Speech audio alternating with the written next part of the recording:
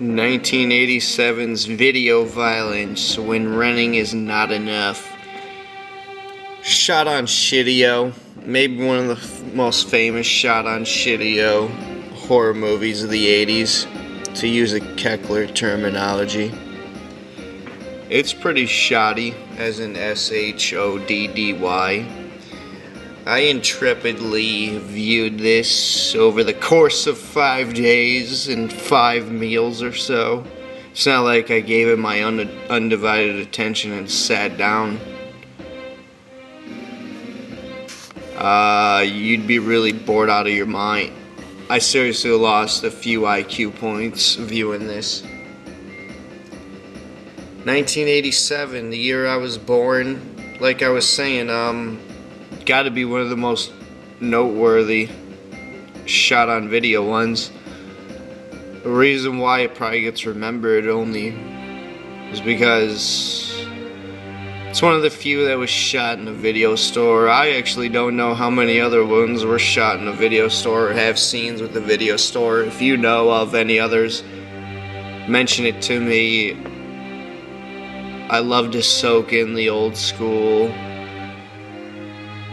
video stores, and it just brings you back to that aura and that era. And it's a lost era. I mean, I only have minimal memories of that era because I was born in 1987, so when I was young, a lot of those were eventually going out of business by the late 90s. And let's get to the movie. I mean, like I said, it's pretty shitty. There's no array of angles. Unimaginative, dry. The soundtrack is like really absent. Then I heard some tidbits where someone says the guy Gary Cohen edited this movie. He rented out some place for only like 8 hours and cut it all in 8 hours, and like there's just periods, just long periods with no soundtrack, and then when they do the soundtrack, it's like he'll put like, okay, play track 3, and then it'll just be like play the same theme for like, it'll play it from start to finish. Even if the mood changes or like the scene changes, it'll just still like play it. It's like so badly edited.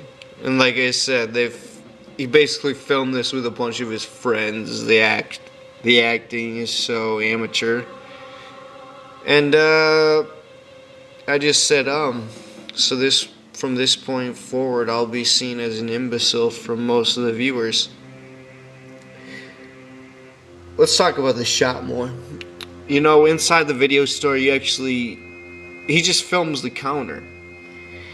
And then for the first like half an hour or so, you don't even think that it's a real video store. You think that they set it up. I don't even know if they set it up or they filmed it there or not. It's hard to say. But then like 40 minutes into it, you finally get the shots you're looking for. They show the customers walk around the aisles. They show Blood Cult. They show a few random horror movies. And here's the plot. I haven't even got into that yet.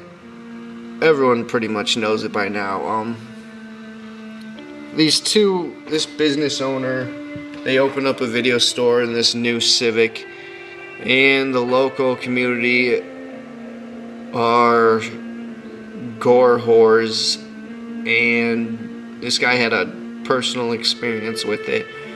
He worked in a video store in the early 80s during this golden age of the slashers and the rise of the home video, and just was surprised how abundantly horror videos were rented out. As you could imagine, those are the glory days. I'd give anything to go walk into a video store in the late 80s or the mid 80s on a Friday night. What a hell of an experience. So, and this town is full of torture porn sadists. They make their own snuff films. And then the owner just gripes about how the whole town, all they like is snuff films or violent horror slasher films. And then they accidentally return one of their snuff films into the video case, and then that gets him all paranoid, and then he broods about that the whole movie. It gets really old. They even dress up a vampire in a Halloween costume, and it's really bad. Then the copy on YouTube, that's how I saw it. The last 15 minutes, the director commentary kicks in, where it's him and a few of his friends who are randomly in it, including the guy who played Dracula or something. Actually, the commentary was pretty funny. From the comments, everyone else pretty much hated it. To listen to the whole commentary would actually have been more entertaining, but I didn't get to hear the conclusion of the climax and it all come together.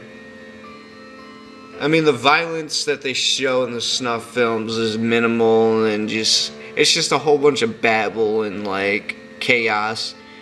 And there's a few decent like horror props that they use. Nothing overly special, mostly just trite.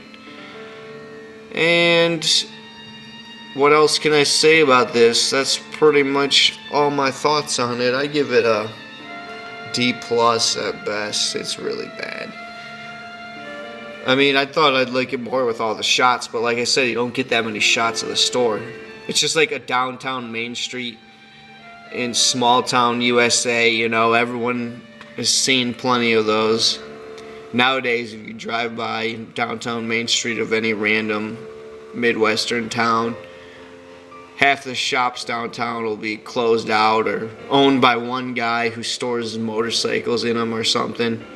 Anyway, nice little flash to the past that needs to be seen and viewed once maybe in your lifetime. This was JBM from Mr. Creepshow 9. I'm out. Click on the channel for more horror reviews. I review a bunch of 70s and 80s films.